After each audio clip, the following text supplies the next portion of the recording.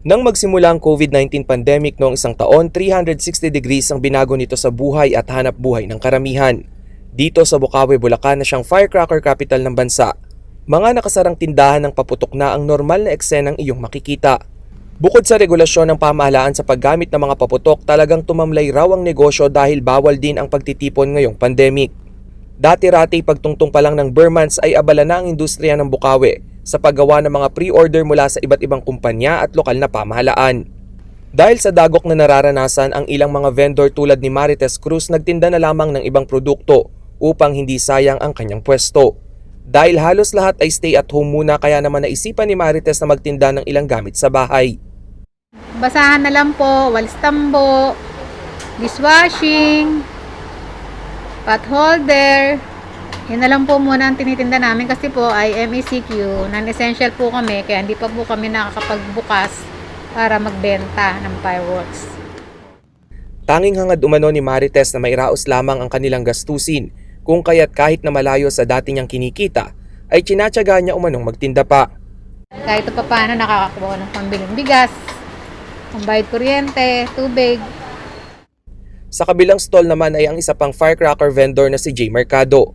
Gaya ni Marites, naglatag na rin siya ng ibang paninda. Nagtitinda-tinda na lang po ng kung ano pwedeng tinda. Halimbawa po yung mga basahan, walis, para lang po makaraos sa pang-araw-araw.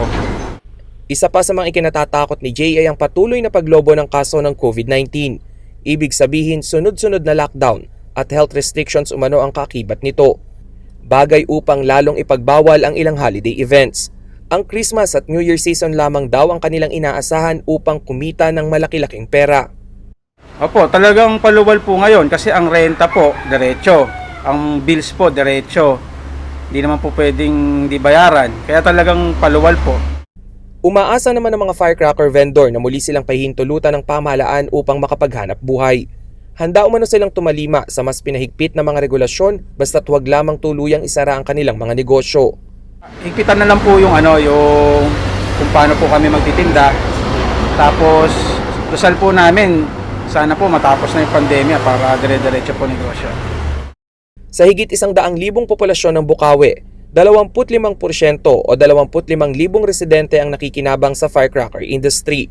Ayon sa pamahalaang panlalawigan ng Bulacan, pag-aaralan nilang mabuti ang regulasyong maaaring ibaba sa mga nagtitinda ng paputok upang muli silang makabalik sa negosyo ngayong holiday season. Rainiel Pawid, CLTV News.